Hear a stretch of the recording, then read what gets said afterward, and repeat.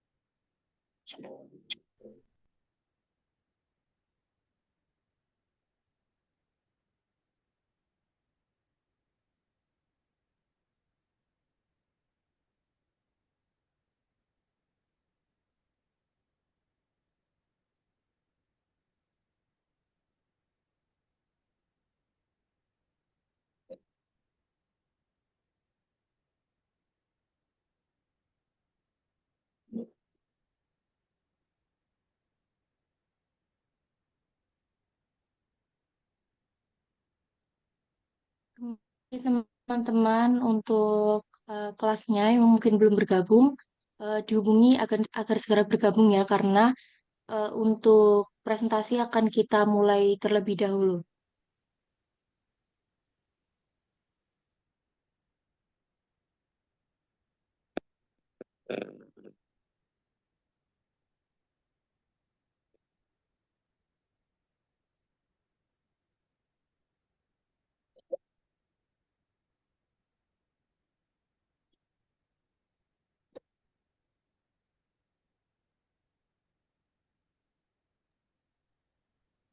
Untuk kelompok 3, mungkin yang bertugas untuk share screen dipersilahkan.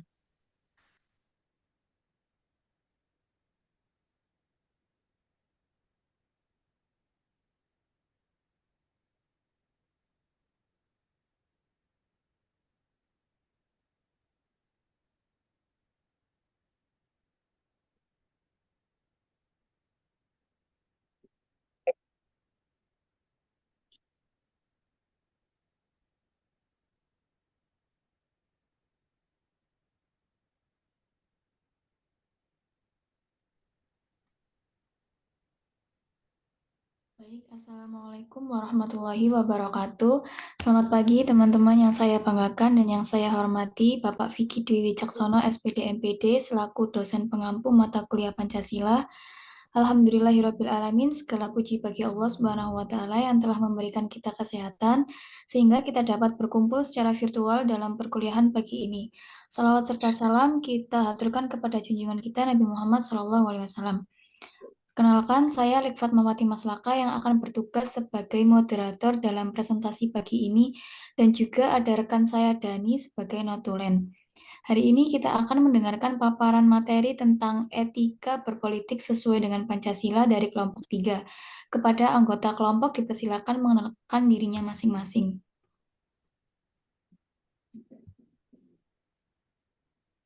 Perkenalkan, nama saya Nazira Syifadian, 3 digit NIM terakhir 032. Perkenalkan, saya Nadifa Zahra Atika Rahma dengan 3 digit NIM terakhir 035.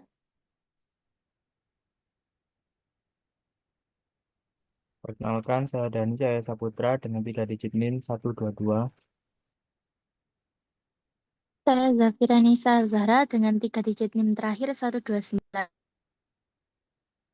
Kan saya Maharani Desita, 3 digit NIM terakhir 133. Perkenalkan, nama saya Arini Nurofida, 3 digit NIM terakhir 136. Perkenalkan, saya Amalia Wulan Mardika Putri dengan 3 digit NIM terakhir 137.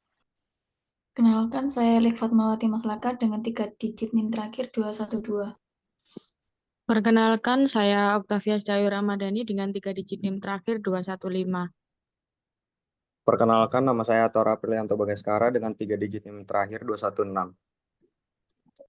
Kenalkan, saya Ayasa Nabila Audianensi dengan NIM 3 digit terakhir 221.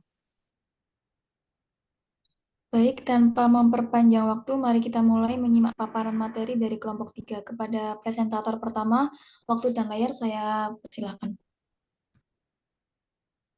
Baik, terima kasih kepada moderator dan mohon izin kepada Bapak Vicky.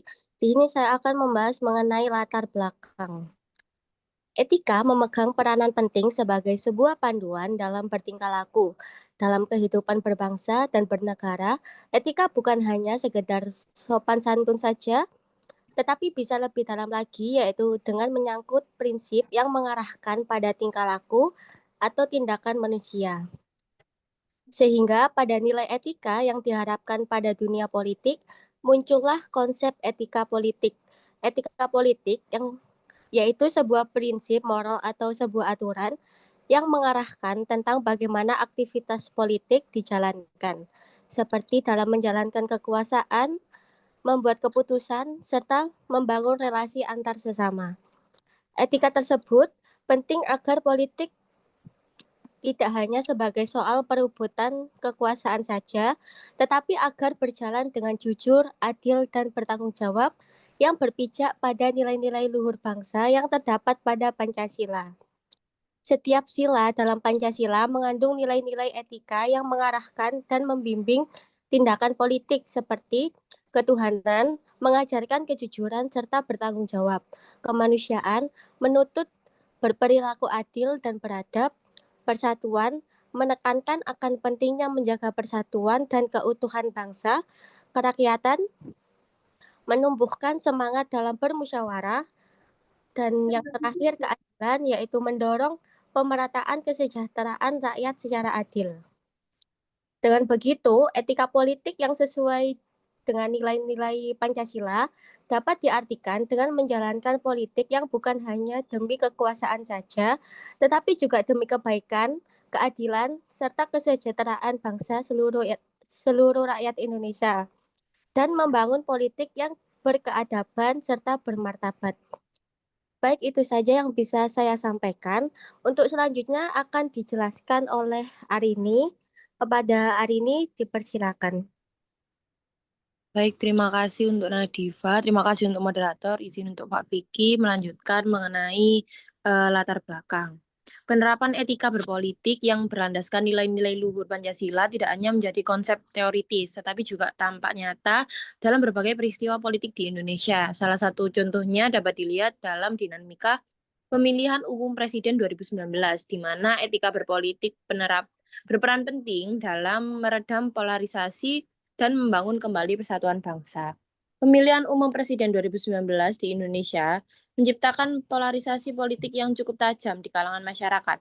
Dua figur sentral, Joko Widodo dan Prabowo, kelas mewakili dua pihak yang saling berhadapan dengan penuh sengit.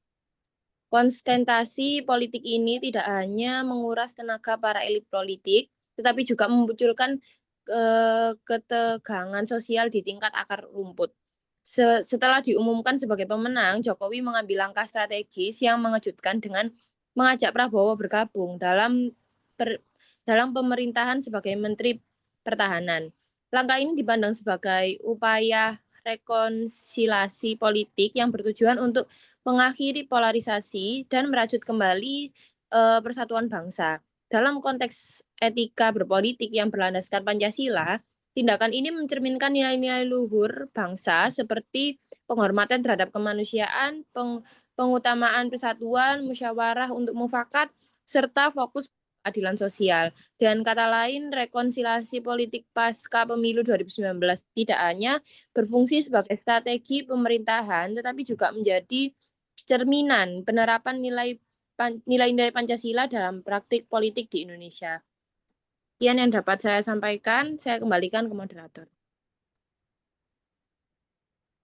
Baik, terima kasih kepada Arini. Untuk presentator selanjutnya, waktu dan layar saya persilakan.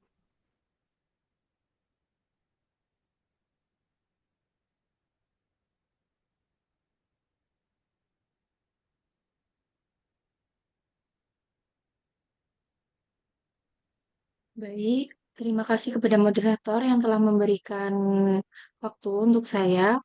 Sekarang kita memasuki bab pertanyaan pemantik diskusi.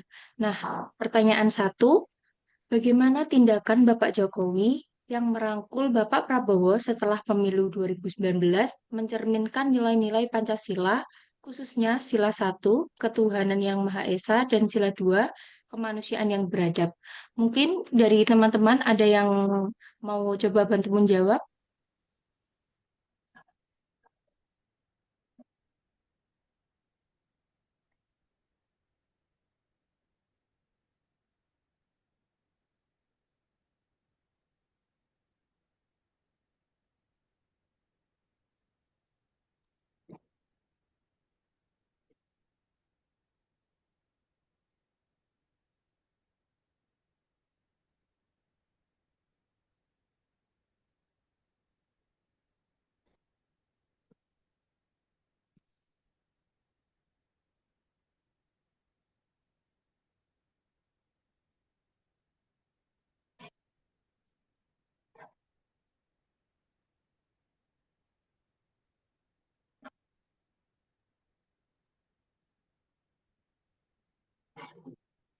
Teman-teman yang ingin bantu menjawab mungkin bisa raise hand.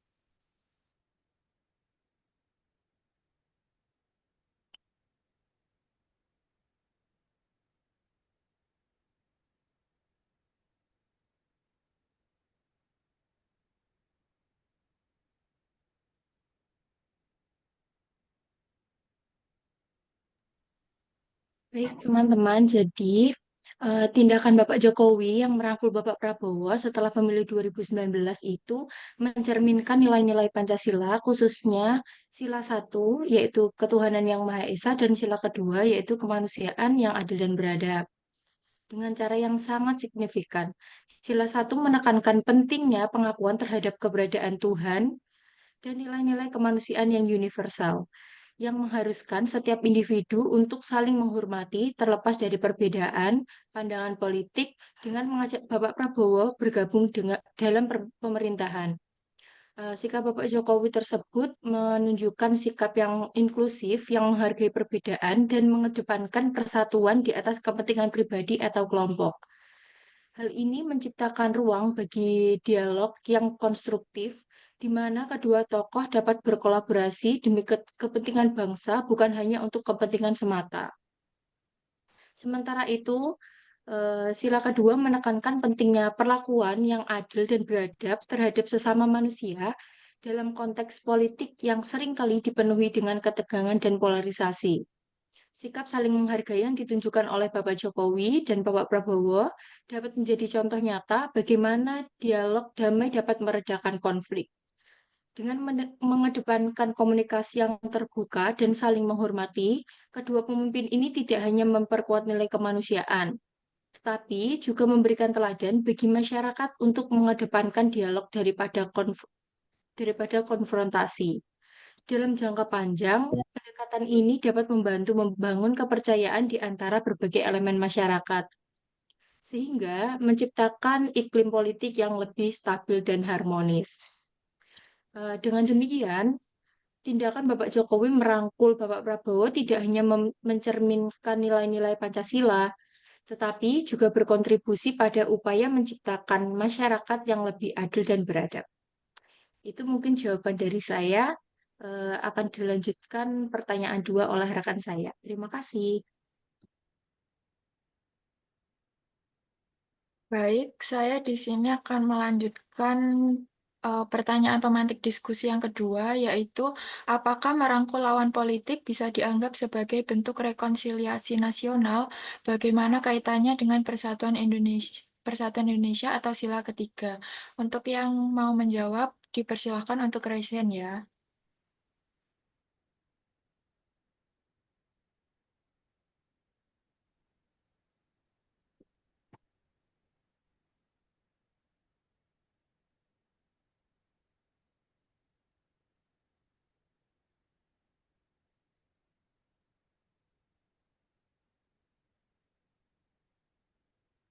Baik, untuk Nia dipersilahkan.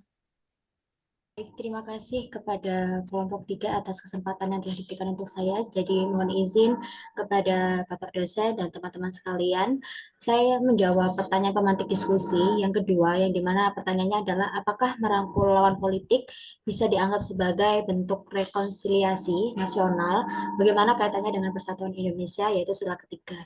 Jadi menurut pendapat dari saya, dengan merangkul lawan politik itu bisa dianggap sebagai bentuk rekonsiliasi nasional karena rekonsiliasi nasional itu kan merupakan sebuah upaya yang digunakan atau yang dilakukan oleh masyarakat Indonesia untuk tetap menjaga hubungan yang harmonis. Nah, kaitannya dengan sila yang ketiga yaitu Persatuan Indonesia, yang dimana salah satu bentuk sikap kita dengan menjaga hubungan yang harmonis itu akan membuat hubungan yang ada di masyarakat Indonesia itu tetap terjaga persatuan dan kesatuannya. Seperti itu yang dapat saya sampaikan. Terima kasih banyak. Untuk Labiba dipersilahkan menjawab.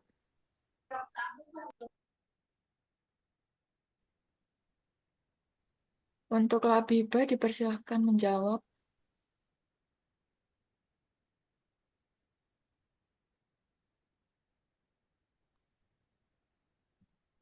Aku mau ngejawab yang itu.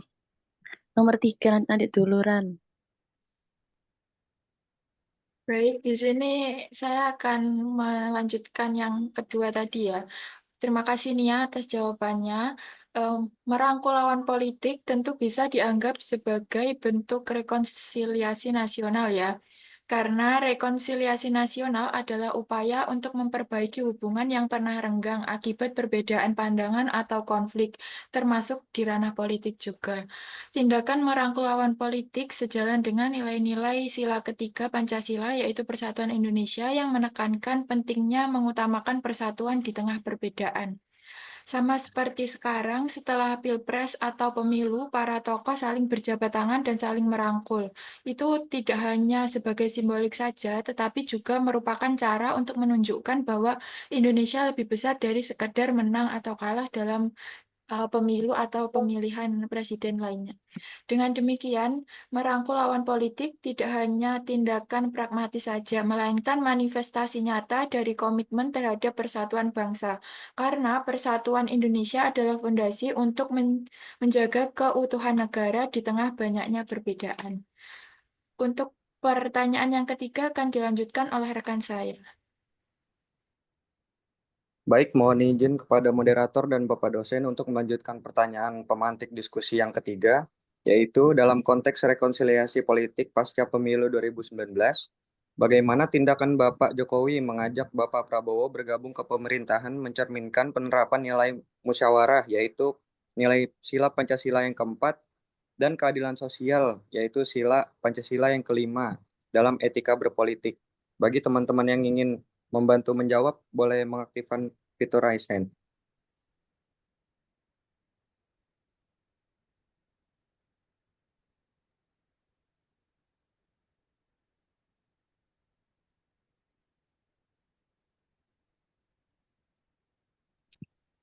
Dipersilakan untuk Labibah.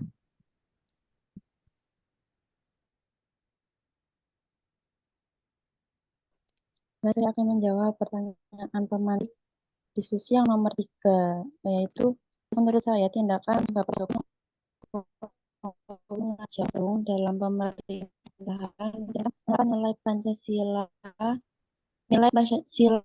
keempat pendekatan dan mufakat melibatkan keterlibatan semua pihak untuk bersama-sama membangun bangsa. Lalu mencerminkan sila kesempatan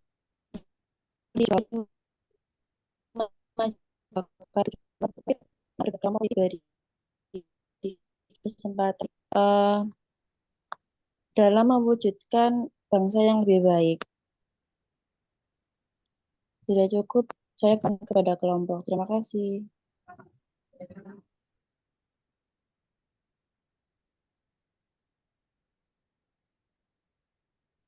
Bagi teman-teman yang ingin melanjutkan bantuan jawaban, boleh dipersilakan.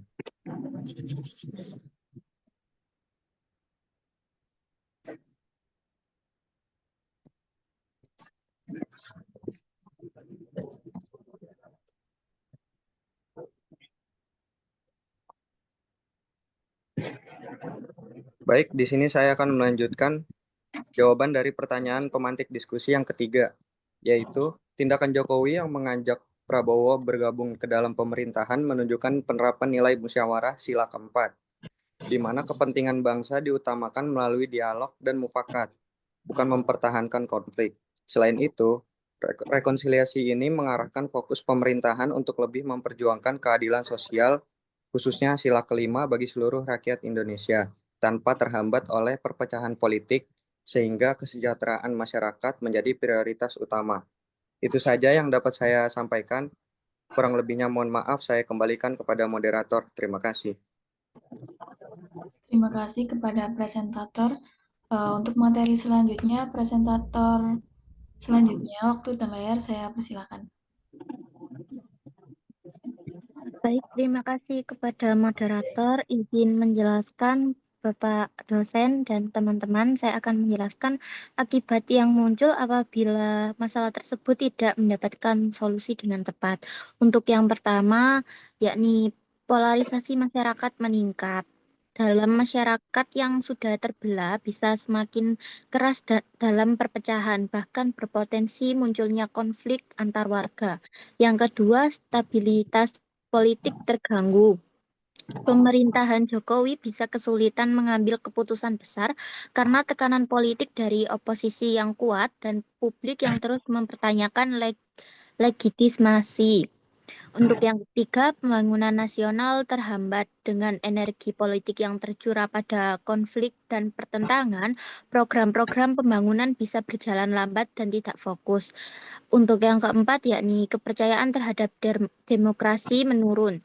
Jika masyarakat melihat para elit politik terus bertikai tanpa adanya jalan damai, mereka bisa kehilangan kepercayaan pada sistem demokrasi itu sendiri. Yang terakhir, ancaman keamanan nasional. Potensi ancaman keamanan nasional dalam situasi ketidakstabilan seperti isu-isu dan sara dan radikalisme bisa lebih mudah menyebar dan memperburuk keamanan dalam negeri. Sekian yang dapat saya sampaikan. Saya kembalikan lagi kepada moderator. Baik, terima kasih kepada Zafira. Untuk presentator selanjutnya, waktu dan layar saya persilakan. Baik, terima kasih kepada moderator dan mohon izin kepada Bapak dosen. Di sini saya akan menjelaskan tentang tawaran dan solusi. Tawaran dan solusi yang pertama adalah pembentukan Forum Rekonsiliasi Nasional Permanen. Forum ini akan menjadi wadah dialog berkelanjutan yang melibatkan tokoh-tokoh politik lintas partai, tokoh masyarakat, dan ahli terkait. Tujuannya adalah untuk membahas isu-isu nasional, merendam potensi konflik, dan membangun konsensus demi kepentingan bangsa. Keberadaan forum ini diharapkan dapat menjadi contoh nyata dan implementasi sila keempat Pancasila, yaitu kerakyatan yang dipimpin oleh hikmat kebijaksanaan dalam permusyawaratan perwakilan dengan mengedepankan musyawarah dan mufakat dalam pengambilan keputusan. Tawaran yang kedua adalah penyelenggaraan program pendidikan politik berbasis nilai Pancasila. Program ini ditujukan untuk generasi muda, politisi, dan masyarakat umum dengan fokus pada peningkatan kesadaran akan pentingnya etika berpolitik sesuai dengan nilai-nilai Pancasila. Dengan demikian diharapkan terciptanya budaya politik yang lebih santun, toleran, dan mengedepankan persatuan yang sesuai dengan nilai kedua Pancasila, yaitu kemanusiaan yang adil dan beradab. Baik, itu saja yang dapat saya sampaikan. Selanjutnya akan dijelaskan oleh rekan saya.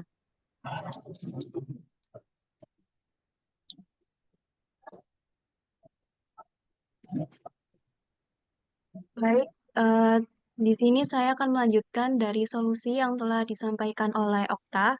Yang ketiga ada penguatan lembaga-lembaga demokrasi seperti KPU, Bawaslu, dan MK. Artinya lembaga-lembaga yang kuat dan independen akan memastikan proses demokrasi berjalan adil dan transparan, sehingga mengurangi potensi konflik dan polarisasi. Hal ini selaras dengan sila kelima Pancasila, yaitu keadilan sosial bagi seluruh rakyat Indonesia, di mana keadilan dalam proses demokrasi menjadi kunci stabilitas dan kesejahteraan bangsa. Dan yang terakhir ada peningkatan literasi media dan informasi di kalangan masyarakat. Artinya masyarakat yang cerdas dan kritis akan mampu membedakan informasi yang benar dan hoaks, sehingga tidak mudah terprovokasi oleh narasi-narasi yang memecah belah.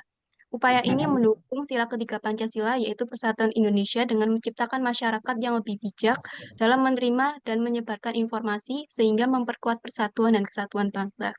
Itu saja yang bisa saya sampaikan. Selanjutnya saya akan kembalikan ke moderator.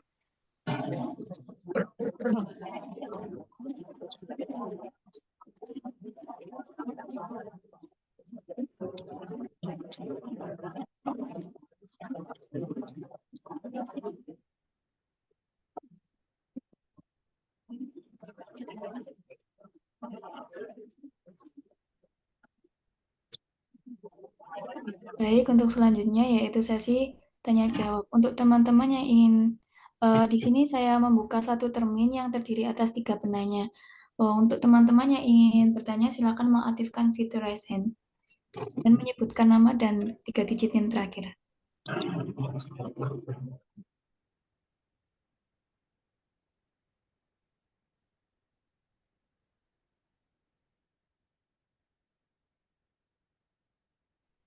Baik, untuk Rosyadatu Sabila dipersilakan. Baik, terima kasih untuk moderator.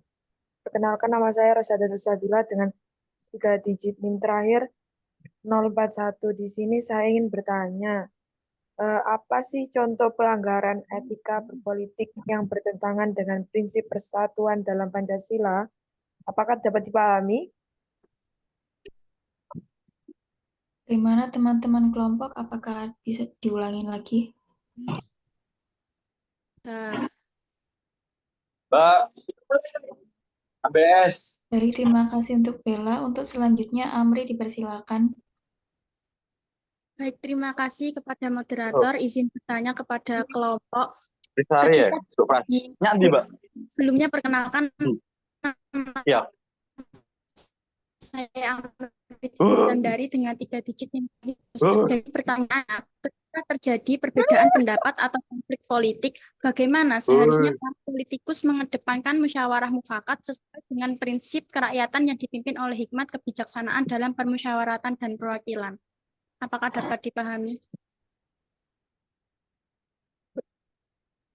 Boleh diulang pertanyaannya dan Ahmad Prase. Mustafa sama Atta minta tolong dibisukan ya.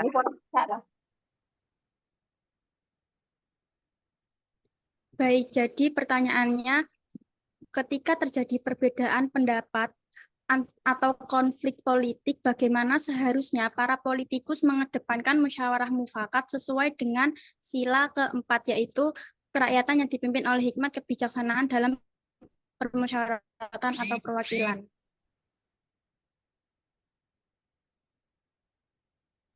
Baik, terima kasih atas pertanyaannya, Amri. Untuk selanjutnya, Junivan dipersilakan. Baik, terima kasih kepada kelompok 3 sudah memberikan kesempatan. Perkenalkan, nama saya Junivan dengan 3 digit NIM terakhir 207. Saya ingin bertanya kepada kelompok masalah terkait dengan isu politik. Sekarang ini kita tahu sendiri bahwa kondisi politik Indonesia sedang tidak baik-baik saja, di mana terpecah dalam beberapa kubu dan itu menimbulkan berbagai spekulasi yang justru politik menjadi satu hal yang akan membawa bangsa ini ke dalam perpecahan di masa depan. Bagaimana tanggapan kelompok terkait isu yang sekarang kita tahu bahwa politik di Indonesia itu sangat tidak baik-baik saja dan sedang dalam proses menuju ke perpecahan begitu. Sudah jelas atau perlu diulang lagi pertanyaan saya? Bisa diulangin inti pertanyaannya? Oke, baik. Bagaimana tanggapan kelompok terkait dengan kondisi politik Indonesia yang sedang tidak stabil karena adanya beberapa kubu-kubu yang terpisah dan menyebabkan yang akan menimbulkan perpecahan di antara masyarakat Indonesia, begitu. Apakah sudah jelas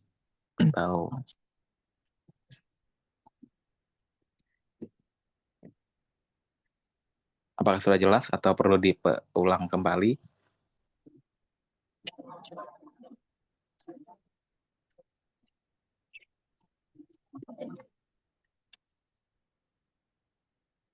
Karena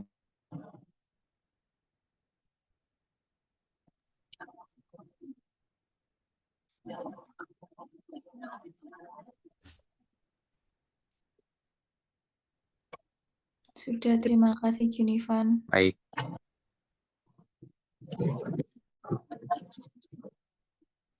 Baik, izinkan untuk kelompok 3 untuk mendiskusikan pertanyaan dari teman-teman tadi.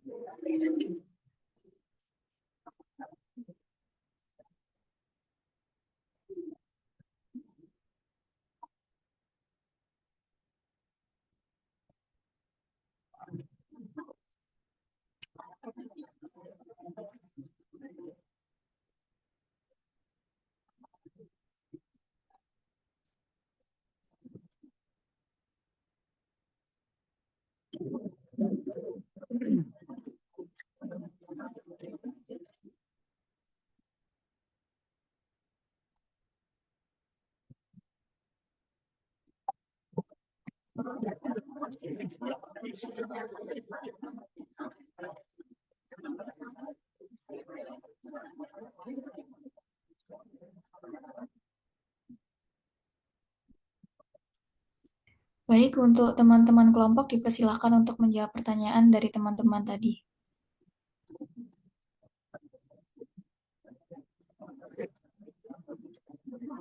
Baik, saya izin menjawab pertanyaan dari Bella, yaitu apa contoh pelanggaran etika berpolitik yang bertentangan dengan prinsip persatuan dalam Pancasila? Apakah betul, Bella?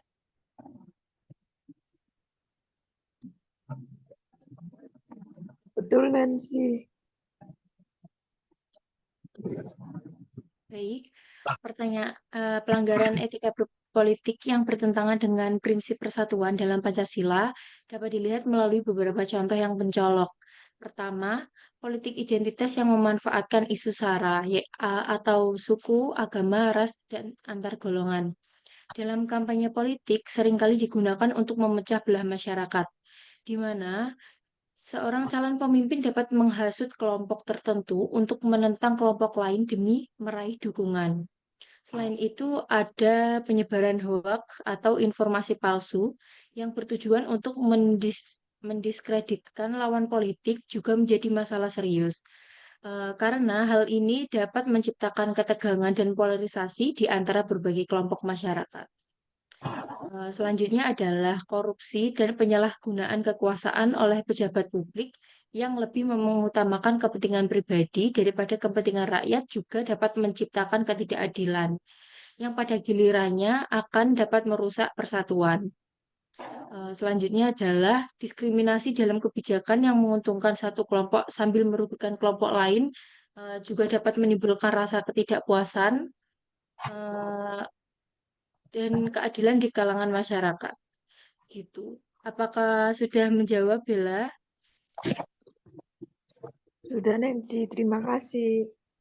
Iya, Bel, sama-sama.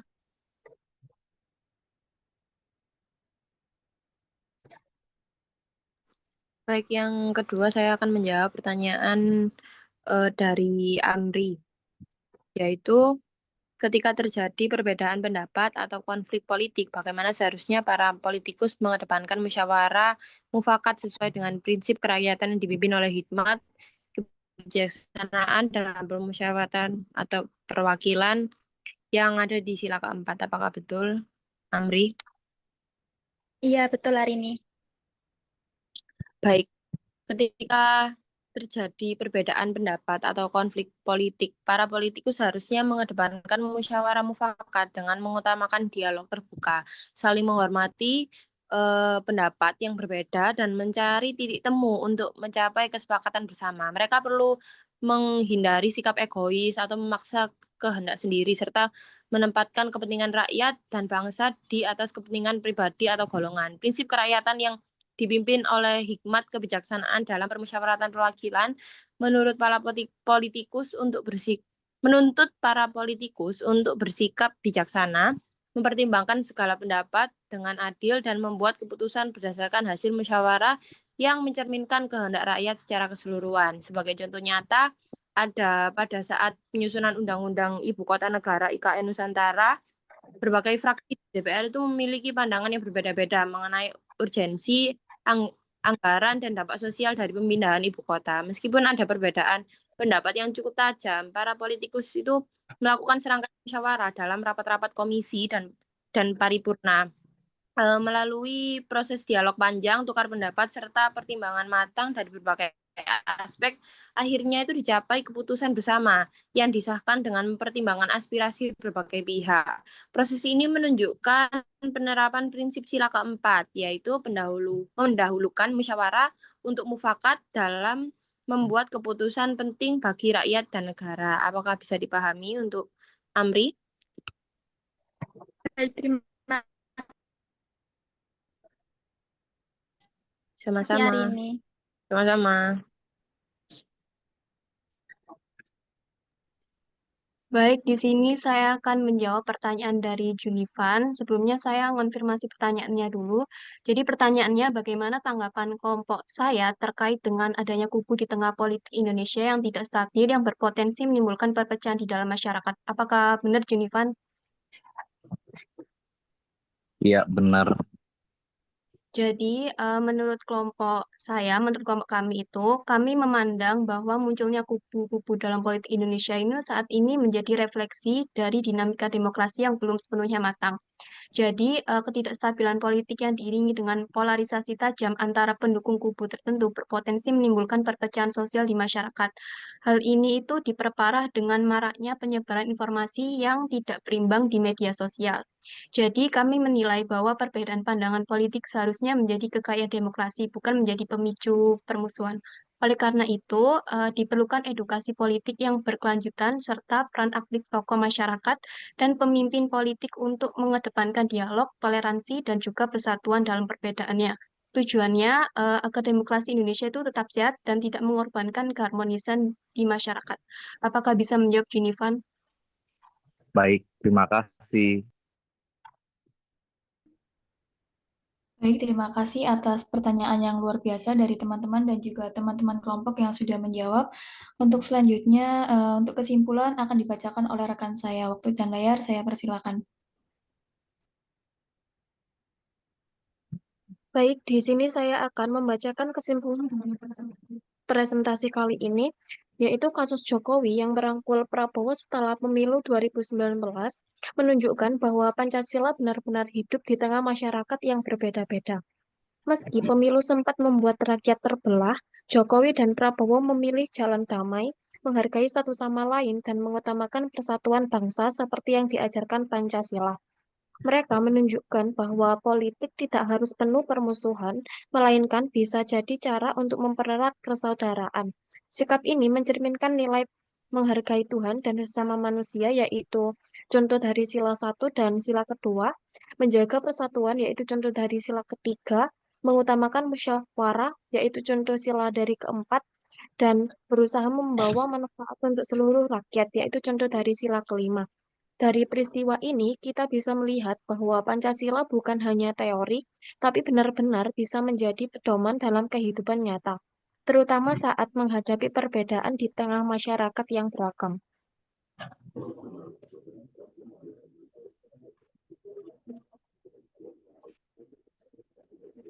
Baik, tidak terasa kita telah menyimak paparan materi dari kelompok 3. Terima kasih kepada rekan-rekan kelompok 3 atas ilmu yang telah disampaikan dan juga kepada seluruh teman-teman atas partisipasinya. Semoga apa yang kita pelajari hari ini bermanfaat dan membawa keberkahan. Saya selaku moderator mohon maaf apabila ada kekurangan selama memandu presentasi siang ini. Saya akhiri. Wassalamualaikum warahmatullahi wabarakatuh.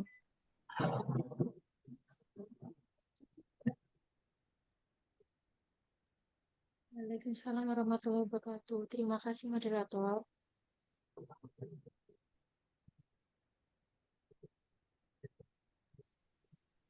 Baik teman-teman, ini berhubung chat dari Pak Vicky belum dibalas, mohon untuk tunggu sebentar ya. Jangan keluar dari Zoom dulu.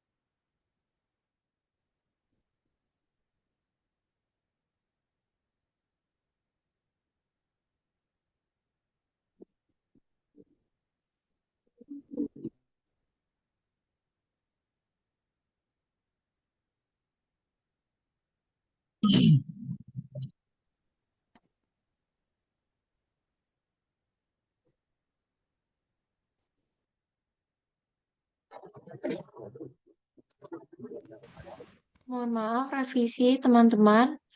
Akan dilanjutkan presentasi berikutnya dari kelompok 4, yaitu dari kelas F. Untuk moderator kelas F, dipersilahkan.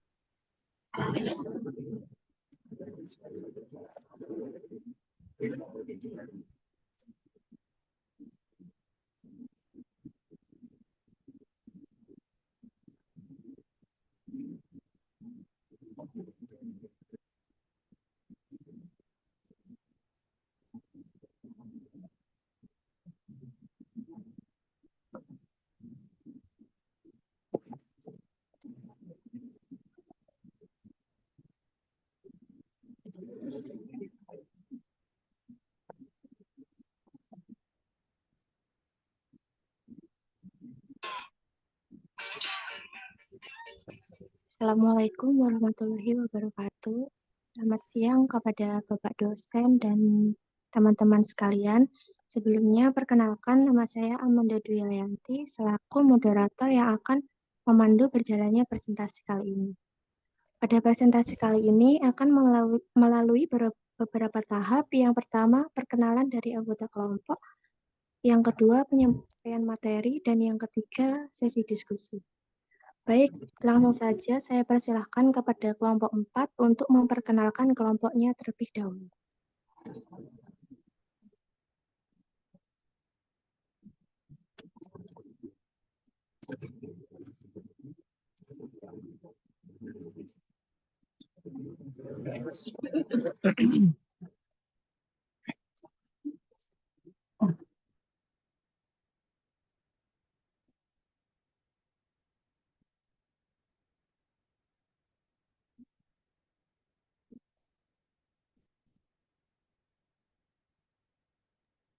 Baik, terima kasih kepada moderator atas kesempatan yang telah diberikan. Di sini kelompok kami mohon izin untuk memperkenalkan terlebih dahulu. Perkenalkan, nama saya Calista Nailan Nurmalidia dengan 3 digit NIM terakhir 048 dan rekan saya. Perkenalkan, nama saya Amanda Dwi Lianti dengan akhiran 3 digit NIM terakhir 053. Perkenalkan, nama saya Afrili Anissa Safitri dengan NIM 3 digit terakhir 142. Kemudian lanjut dengan rekan saya. Saya Zafira Amalia Faiza dengan 3 digit NIM terakhir 143 dan rekan saya.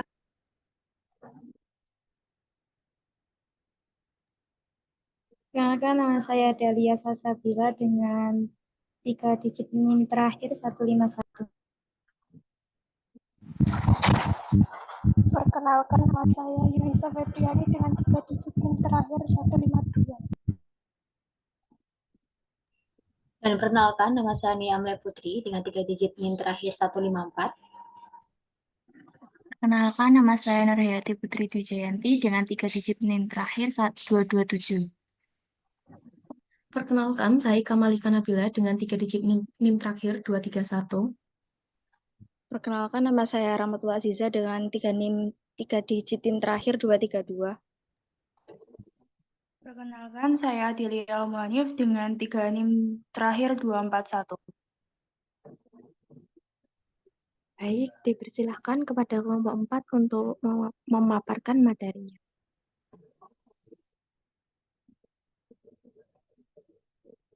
Baik, terima kasih kepada moderator atas kesempatan yang telah diberikan. Mohon izin kepada Bapak dosen dan teman-teman sekalian. Di sini saya akan menjelaskan mengenai latar belakang. Perkembangan ilmu pengetahuan dan teknologi di era globalisasi ini menawarkan peluang besar bagi peningkatan kesejahteraan dan harkat kemanusiaan bangsa Indonesia. Berbagai inovasi dan penemuan di berbagai bidang ilmu menjanjikan kemajuan signifikan dalam kehidupan bermasyarakat, berbangsa, dan bernegara. Namun, kemajuan ilmu pengetahuan dan teknologi ini tidak boleh terlepas dari akar budaya dan nilai-nilai luhur bangsa Indonesia. Pancasila sebagai dasar negara dan pandangan hidup bangsa memegang peranan krusial dalam memberikan arah dan landasan etika bagi pengembangan ilmu pengetahuan di Indonesia. Kelima Pancasila, yaitu yang pertama, sila pertama ketuhanan yang Maha Esa, sila kedua kemanusiaan yang adil dan beradab, sila ketiga persatuan Indonesia, sila keempat kerakyatan yang dipimpin oleh hikmat kebijaksanaan dalam permusyawaratan perwakilan, dan sila kelima yaitu keadilan sosial bagi seluruh rakyat Indonesia. Itu semua menjadi kompas moral yang membimbing para ilmuwan, peneliti, dan pengambil kebijakan dalam mengembangkan dan menerapkan ilmu pengetahuan secara bertanggung jawab. Dengan menjadikan Pancasila sebagai acuan utama, diharapkan perkembangan ilmu pengetahuan di Indonesia dapat berjalan selaras dengan cita-cita luhur bangsa, memperkuat jati diri bangsa, serta berkontribusi nyata dalam mewujudkan masyarakat yang adil, makmur, beradab, dan berkepribadian Indonesia. Oleh karena itu, pemahaman dan internalisasi nilai-nilai Pancasila dalam setiap aspek perkembangan ilmu pengetahuan menjadi suatu keniscayaan demi tercapainya kemajuan bangsa yang berkeadilan dan bermartabat.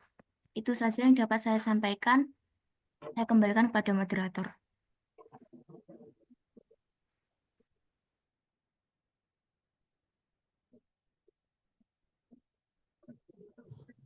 Baik, terima kasih kepada moderator atas kesempatan yang telah diberikan untuk kelompok kami dan mohon izin kepada Bapak dosen dan teman-teman sekalian.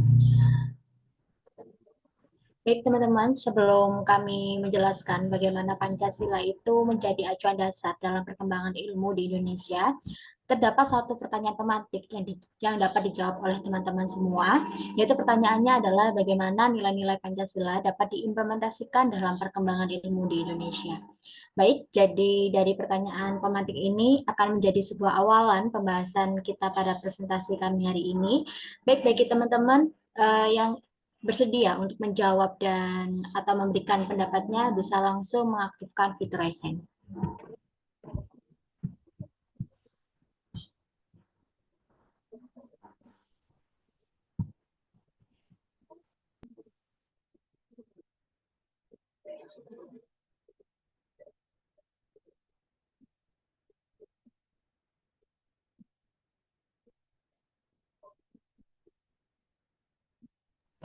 Baik, bagi teman-teman semua yang bersedia atau yang ingin memberikan pendapatnya dari pertanyaan pemantik diskusi kami pada siang hari ini, yaitu bagaimana nilai-nilai Pancasila dapat diimplementasikan dalam perkembangan ilmu di Indonesia, bisa langsung mengaktifkan fitur raise hand.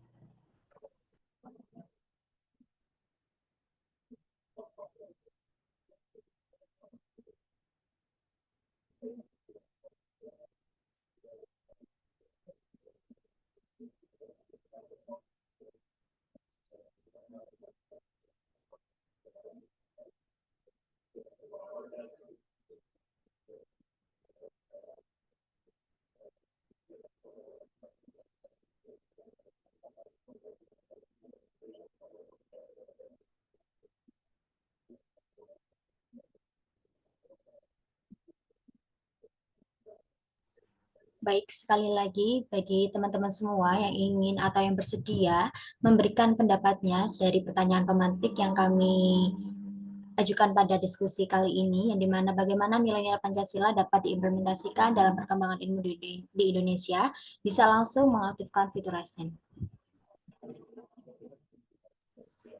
Baik, untuk Rosyadatus Sabila, untuk waktu dan layar saya persilahkan. Terima kasih untuk moderator atas kesempatannya. Perkenalkan, nama saya Rosadatu Sabila dengan 3 digit NIM terakhir 041.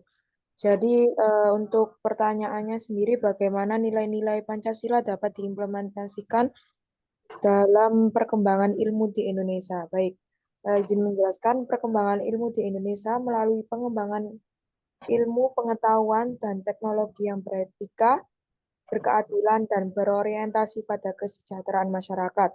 Pancasila berperan sebagai rambu normatif dan landasan filosofis dalam pengembangan ilmu pengetahuan, memastikan bahwasanya kemajuan ilmu tidak bertentangan dengan nilai-nilai bangsa. Adapun contoh dari implementasi nilai-nilai Pancasila dalam perkembangan ilmu di Indonesia, yakni yang pertama ada sila pertama ketuhanan yang Maha Esa.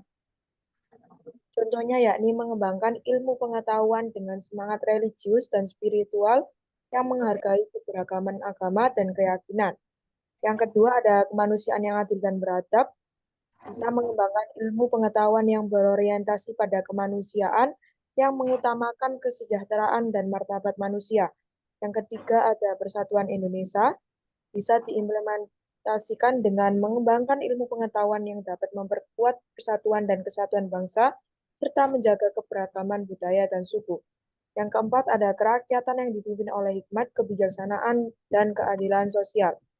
Hal ini bisa diterapkan dalam memperhatikan aspirasi dan kebutuhan masyarakat dalam pengembangan ilmu pengetahuan, sehingga hasil ilmu pengetahuan dapat bermanfaat bagi masyarakat. Yang kelima dan terakhir, yakni ada keadilan sosial bagi seluruh rakyat Indonesia, bisa diimplementasikan dengan mengembangkan ilmu pengetahuan yang dapat menciptakan keadilan sosial yang menjamin pemerataan kesejahteraan dan kesempatan bagi semua warga negara. Itu saja yang dapat saya jawab. Kurang lebihnya mohon maaf, saya kembalikan ke moderator. Terima kasih.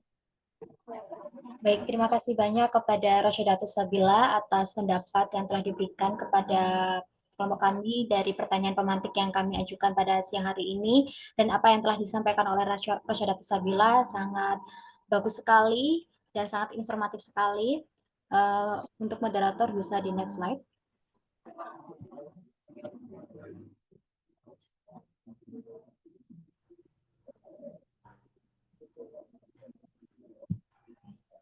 Baik teman-teman, jadi seperti yang telah dijelaskan oleh Rosyadatus Sabila bahwa dalam upaya manusia mewujudkan kesejahteraan dan peningkatan harkat dan martabatnya, maka manusia itu mengembangkan ilmu pengetahuan.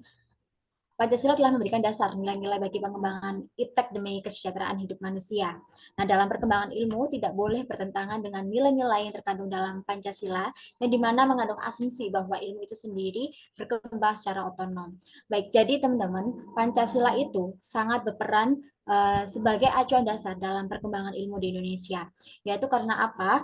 Karena Pancasila ini memberikan kerangka nilai dan juga etika yang memandu atau mengatur perkembangan ilmu agar tetap sesuai dengan kepentingan sosial dan kesejahteraan masyarakat di Indonesia. Nah, jadi setiap sila-sila dari Pancasila itu memiliki makna dan peran tersendiri dalam menjadi acuan perkembangan ilmu di Indonesia. Nah, kali ini saya akan jelaskan sila pertama hingga sila kedua saja, dan selanjutnya untuk sila ketiga, sila keempat, dan sila kelima akan dijelaskan oleh rekan saya. Baik, jadi untuk sila yang pertama ini berbunyi ketuhanan yang Maha Esa. Dalam sila pertama ini yang berbunyi ketuhanan yang Maha Esa memberikan arahan agar pengembangan ilmu dilakukan dengan menghormati nilai-nilai spiritual dan juga moral.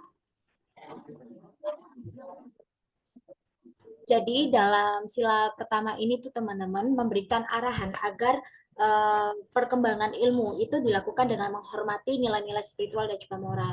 Jadi dengan pernyataan sila pertama tersebut itu memiliki makna bahwa setiap insan manusia itu harus menghormati keyakinan yang dianut oleh setiap individu.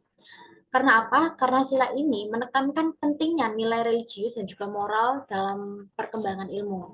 Nah, sehingga ilmu pengetahuan yang dihasilkan itu bukan hanya bermanfaat secara materi, tetapi juga harus selaras dengan nilai-nilai kebaikan dan juga keberkahan.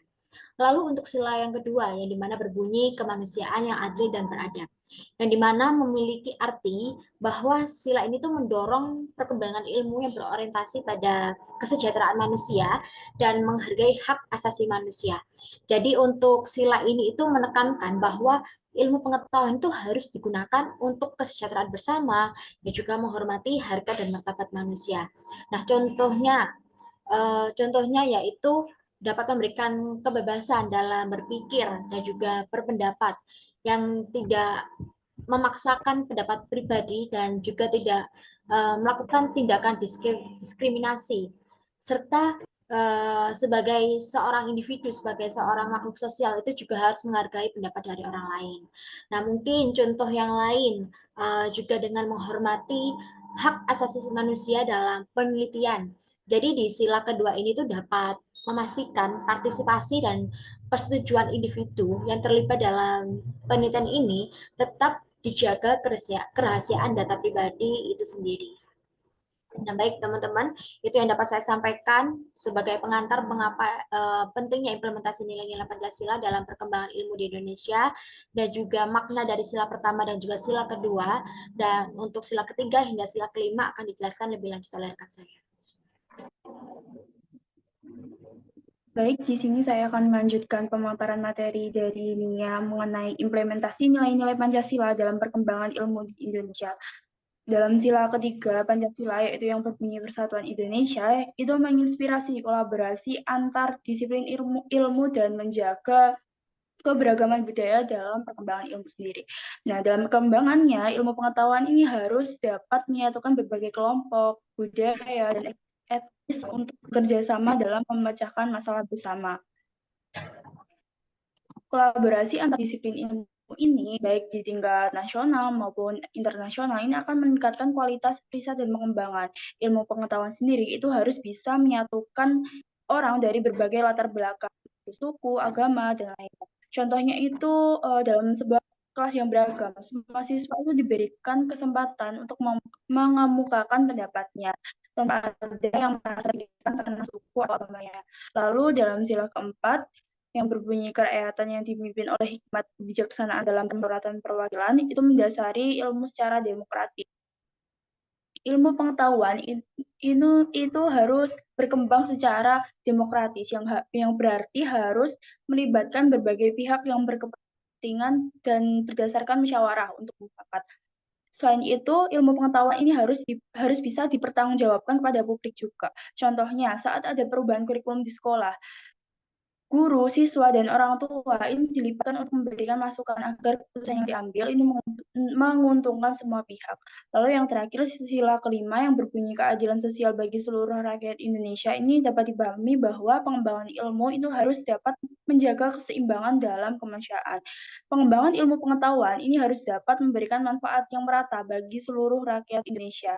Ilmu pengetahuan ini tidak boleh hanya terkonsentrasi pada golongan tertentu saja, tetapi harus dapat diakses oleh semua orang, terutama yang membutuhkan. Contohnya, dalam program kesehatan, misalnya vaksin atau obat-obatan itu harus bisa diakses oleh semua orang, tidak hanya mereka yang golongan kaya saja, tetapi juga mereka yang tinggal di daerah terpencil juga. Jadi, walaupun ilmu pengetahuan ini terus berkembang, kita harus memastikan bahwa semua orang itu dapat mendapatkan manfaat dan dihargai dalam prosesnya sesuai dengan nilai-nilai Pancasila. Mungkin itu saja yang dapat saya jelaskan mengenai implementasi nilai-nilai Pancasila dalam perkembangan ilmu di Indonesia. Untuk materi selanjutnya akan dijelaskan oleh rekan.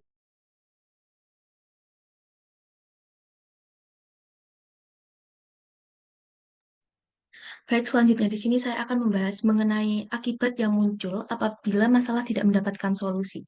Di sini saya akan menjelaskan mengenai akibat yang pertama dan akibat yang kedua. Untuk akibat yang ketiga nantinya akan dijelaskan oleh rekan saya. Yang pertama di sini ada lunturnya nilai-nilai moral bangsa Indonesia, yang dimana nilai-nilai moral bangsa itu yang dulunya dijunjung tinggi seperti kejujuran, gotong royong, sopan santun, dan rasa hormat kepada sesama, sekarang itu mulai terlihat memudar di masyarakat. Hal ini itu dikarenakan banyak orang yang mementingkan kepentingan pribadi dibandingkan kepentingan bersama. Bahkan tidak segan orang itu sekarang menghalalkan segala cara untuk mendapatkan keuntungan sendiri. Nah, hal ini itu yang membuat nilai moral bangsa memudar. Kemudian yang kedua adalah terancamnya persatuan dan kesatuan bangsa Indonesia. Banyak perbedaan yang dulunya itu bisa diterima dengan lapang dada, yang sekarang itu malah sering jadi sumber pertengkaran. Orang-orang sekarang itu mulai lebih fokus pada perbedaan dibandingkan mencari persamaan, sehingga sangat mudah saat ini tuh muncul konflik baik di dunia nyata maupun di media sosial.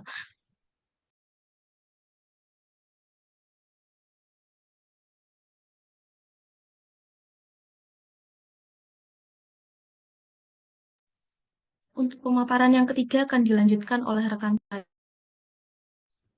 Baik, mohon izin untuk melanjutkan materi dari Ika. Yang ketiga yaitu maraknya penyebaran informasi yang salah satu hoax di Indonesia merupakan salah satu dampak serius jika masalah implementasi nilai-nilai Pancasila dalam perkembangan ilmu tidak segera mendapatkan solusi. Hoax menyebabkan masyarakat menjadi skeptis terhadap berbagai sumber informasi, termasuk media dan lembaga resmi, sehingga menimbulkan kebingungan dan ketidakmampuan membedakan fakta dan fiksi. Kondisi ini berpotensi menimbulkan keresahan dan perpecahan sosial karena informasi yang salah seringkali memicu konflik antar kelompok masyarakat. Lebih jauh, hoaks bertentangan dengan nilai-nilai Pancasila, khususnya nilai-nilai ketiga tentang persatuan Indonesia, sehingga jika dibiarkan dapat mengancam keharmonisan dan semangat Bhinneka Tunggal Ika. Oleh karena itu, penanganan hoaks harus dilakukan dengan menegakkan nilai-nilai Pancasila, meningkatkan edukasi masyarakat agar lebih kritis terhadap informasi, serta menegakkan hukum secara tegas terhadap pelaku penyebaran hoaks demi menjaga persatuan dan kemajuan bangsa. Untuk slide selanjutnya akan dilanjut oleh rekan saya.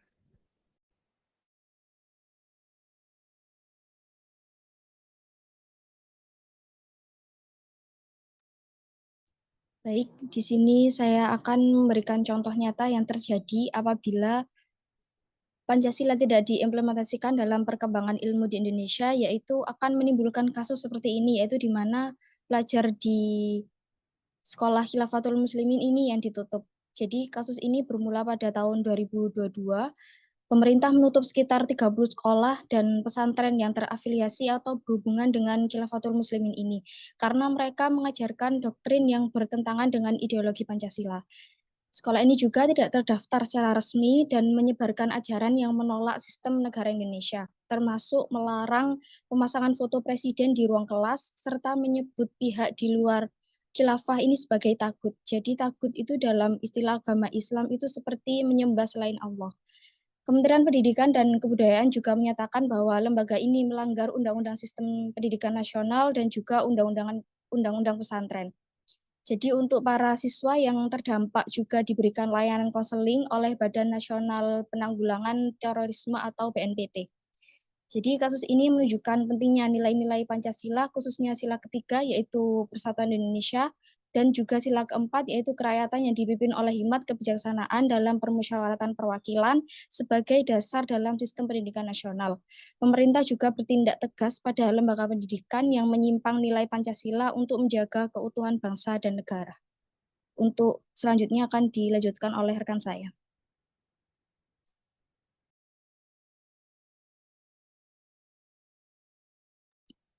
Baik, untuk selanjutnya terdapat kasus yang kedua pada implementasi Pancasila, yaitu terorisme terlaknat pada tahun 2018, pengeboman di Surabaya.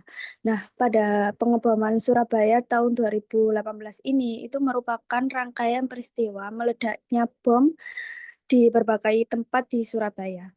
Dari kasus tersebut, itu dapat dianalisis bahwa pelaku telah melakukan perbuatan yang bertentangan dengan nilai-nilai Pancasila sebagai dasar keilmuan. Nah, diduga kepolisian itu berhasil menangkap 74 orang yang diduga teroris setelah tragedi bom di 3 gereja Surabaya. Nah, penangkapan ini itu dilakukan di berbagai wilayah. Tetapi sayangnya 14 hari mereka dilaporkan tewas. Nah, dari kasus ini itu tidak adanya rasa toleransi antar umat beragama. dan tidak menunjukkan sisi dan nilai kemanusiaan yang beradab, serta tidak menyesuaikan antara perkembangan ilmu dengan budaya dan pedoman bangsa yang berlaku. Nah, hal itulah yang menunjukkan bahwa perbuatan tersebut itu sangat bertentangan dengan nilai-nilai Pancasila yang mengedepankan persatuan dan kesatuan dalam beragam. Untuk materi selanjutnya akan dijelaskan oleh rekan saya.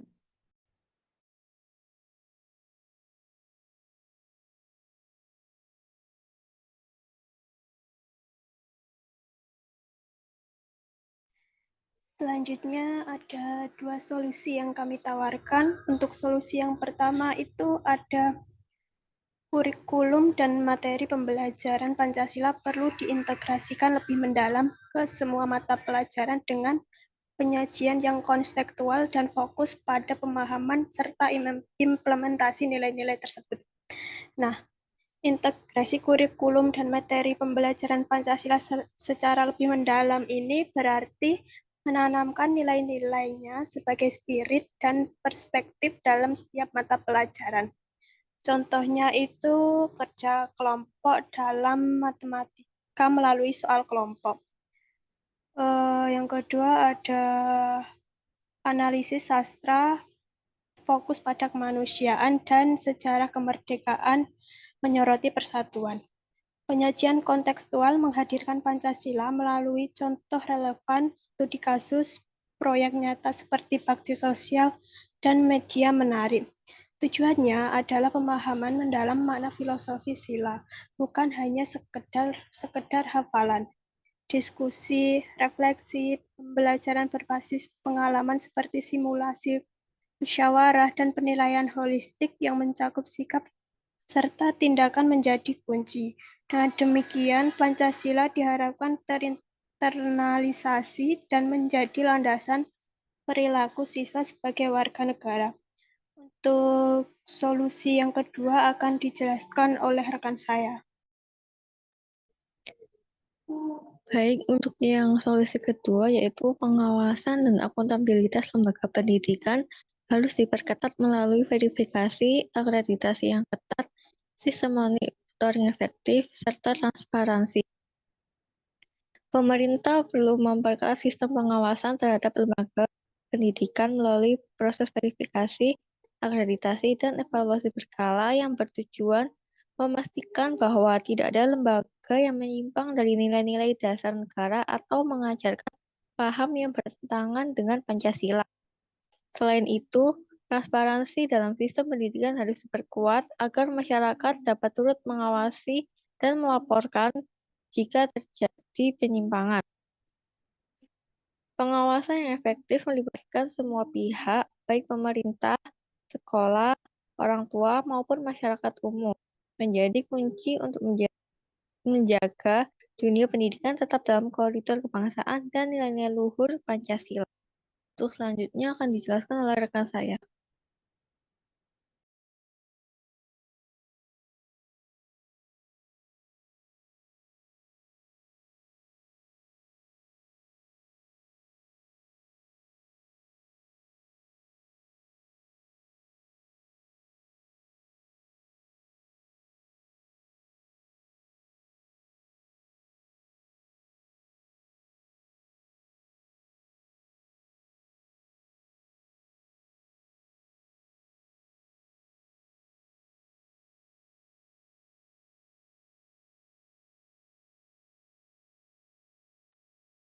Baik, untuk pemaparan materi telah selesai. Selanjutnya yaitu sesi diskusi. Kelompok 4 membuka 3 pertanyaan. Bagi teman-teman yang ingin bertanya, silahkan mengaktifkan fitur raise hand dan sebutkan nama dan 3 digit yang terakhir. Silahkan bagi teman-teman yang ingin bertanya.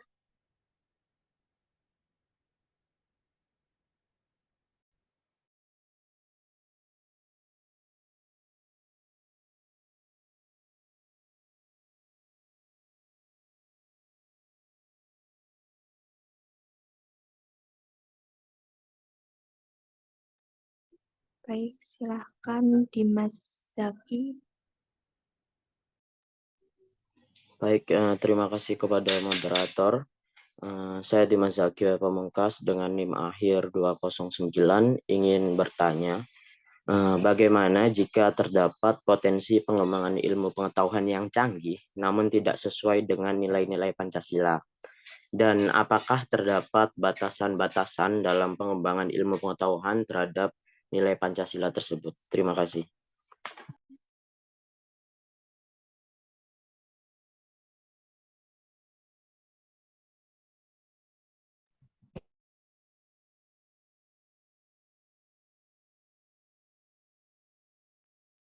Selanjutnya, Junivan, silahkan.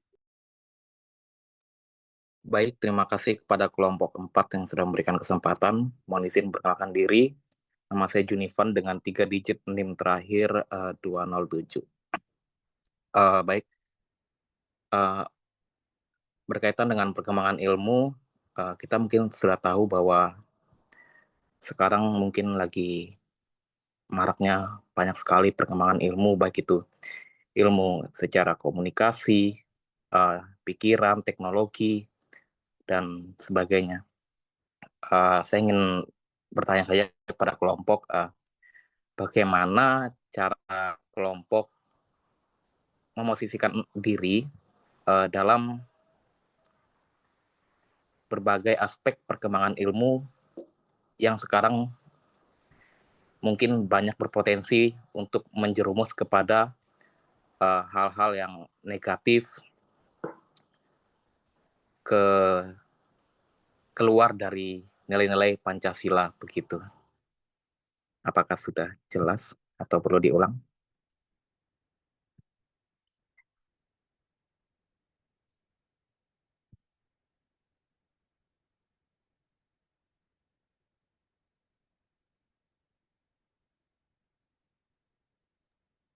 Baik, selanjutnya bagi teman-teman yang ingin bertanya lagi, bisa mengaktifkan fitur raise hand.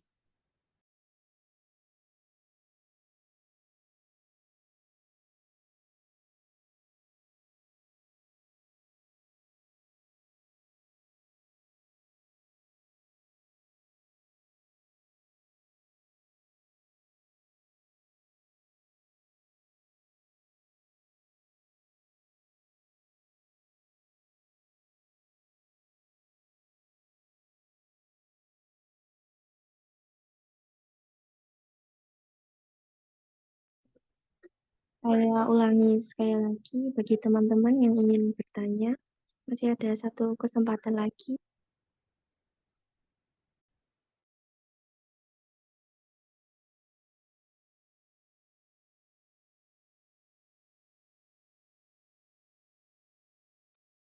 Baik, silahkan Maida. Baik, terima kasih atas kesempatan yang telah diberikan kepada moderator. Perkenalkan, nama saya Mida Soliha dengan 3 digit NIM terakhir 229. Di sini saya akan bertanya kepada kelompok 4. Sejauh mana perkembangan ilmu pengetahuan di Indonesia telah mencerminkan nilai-nilai keadilan sosial seperti yang diamanatkan dalam Sila kelima Pancasila, khususnya dalam pemerataan akses terhadap pendidikan dan hasil riset bagi seluruh lapisan masyarakat. Apakah pertanyaan saya dapat dipahami?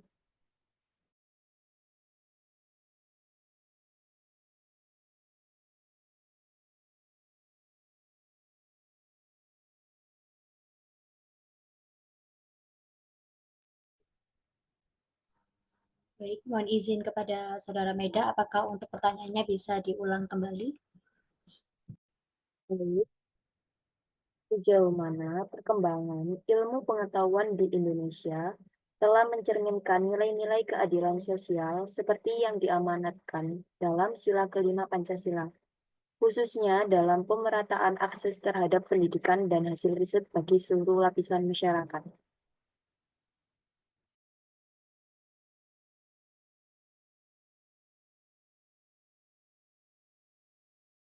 Baik, terima kasih untuk Maida. Tolong.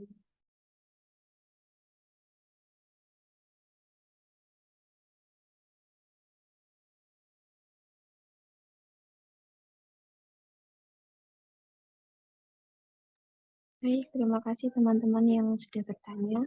Untuk kelompok 4, silahkan berdiskusi terlebih dahulu atau bisa langsung menjawab pertanyaan dari teman-teman.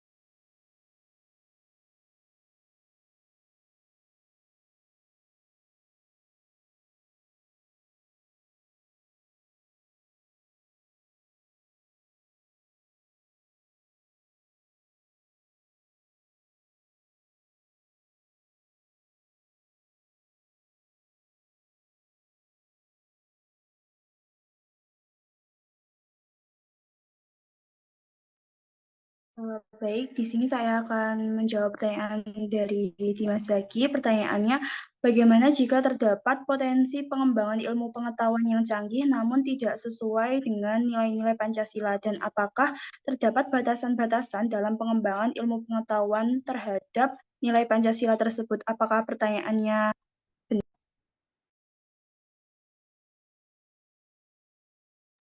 Iya, seperti itu. baik? Jadi mohon izin menjawab, pengembangan ilmu pengetahuan yang canggih harus senantiasa mempertimbangkan nilai-nilai Pancasila sebagai dasar negara Indonesia.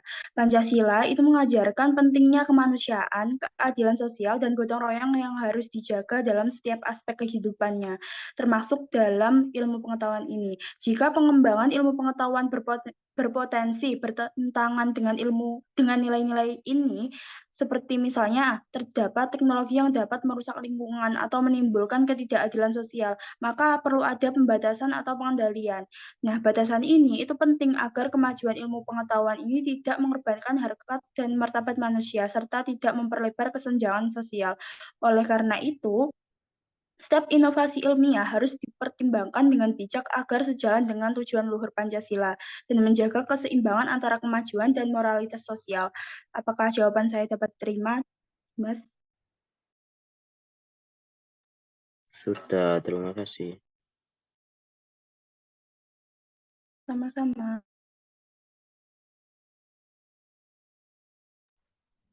Baik, mohon izin kepada moderator dan juga Bapak dosen dan teman-teman sekalian.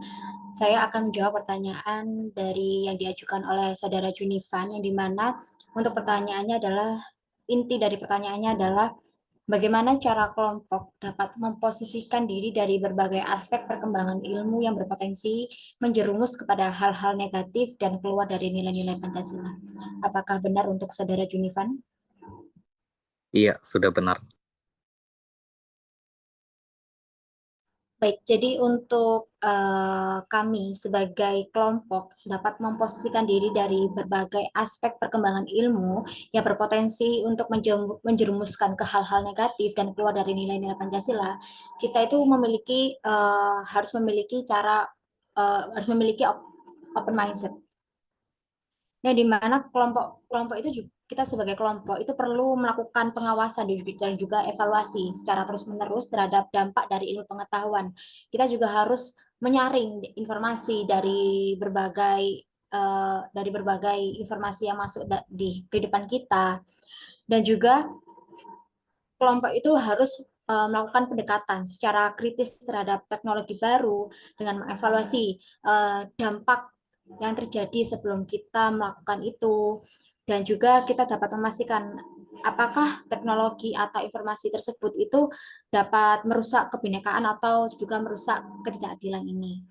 Jadi dengan adanya beberapa hal yang dapat dilakukan oleh kami sebagai kelompok, itu dapat menjaga agar perkembangan ilmu pengetahuan itu tetap selaras dengan nilai-nilai Pancasila untuk diimplementasikan dalam perkembangan ilmu di Indonesia ini. Untuk jawaban yang kami berikan, apakah sudah dapat diterima oleh Saudara Junivan? Baik, terima kasih kepada Mbak Nia sudah memberikan jawaban.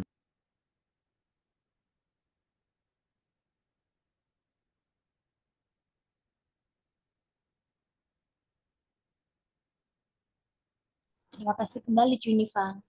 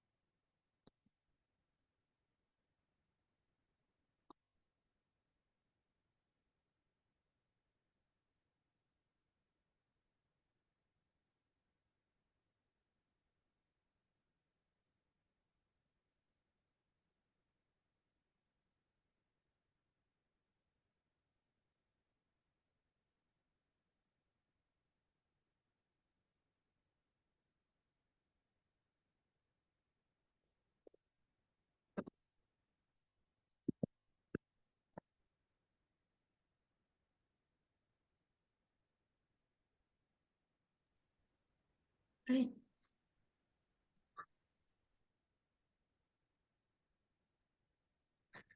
Baik, sebelumnya di sini saya mohon izin untuk menjawab pertanyaan dari Meida.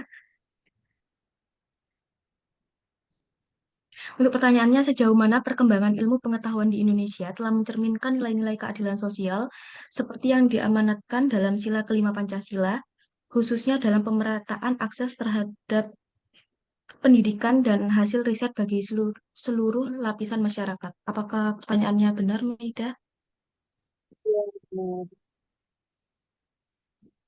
Baik, perkembangan ilmu pengetahuan di Indonesia sudah mencerminkan nilai keadilan sosial Pancasila. Namun masih terdapat kesenjangan dalam pemerataan akses pendidikan dan riset. Beberapa program pemerintah itu seperti bantuan pendidikan dan riset itu sudah berusaha mengurangi kesenjangan tersebut.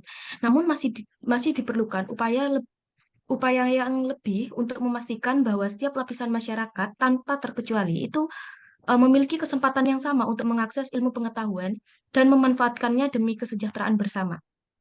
Nah, pembangunan ilmu pengetahuan ini itu harus terus berjalan dengan prinsip Pancasila, yakni memberikan manfaat yang adil dan merata untuk seluruh rakyat Indonesia. Apakah pertanyaan saya dapat diterima, Meida?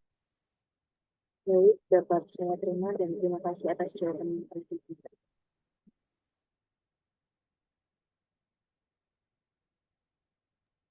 Baik, pemaparan materi dan sesi diskusi telah selesai.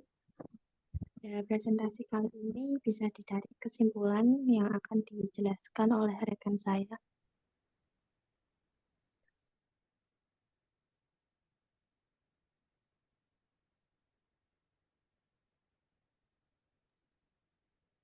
Baik, saya akan membacakan kesimpulan dari presentasi kelompok kami. Pancasila sangat penting sebagai acuan dalam perkembangan ilmu pengetahuan dan teknologi di Indonesia, terutama dalam mendukung tercapainya visi Indonesia Emas 2045. Nilai-nilai Pancasila tidak hanya memberi arah yang jelas bagi kemajuan iptek, tetapi juga memastikan bahwa perkembangan sesuai dengan karakter bangsa yang beriman, adil, menghargai perbedaan dan menjunjung musyawarah serta keadilan sosial. Dengan menjadikan Pancasila sebagai pedoman, iptek dapat tumbuh secara etis dan tanggung jawab yang akan membawa manfaat bagi seluruh masyarakat dan tetap menjaga jati diri bangsa.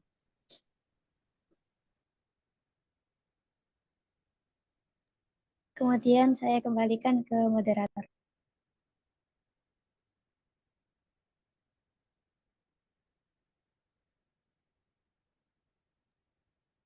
Baik, telah usai pada presentasi pada siang hari ini, saya Amanda Dwilianti selaku moderator memohon maaf apabila terdapat kesalahan terhadap pemandu berjalannya diskusi kali ini. Terima kasih. Wassalamualaikum warahmatullahi wabarakatuh.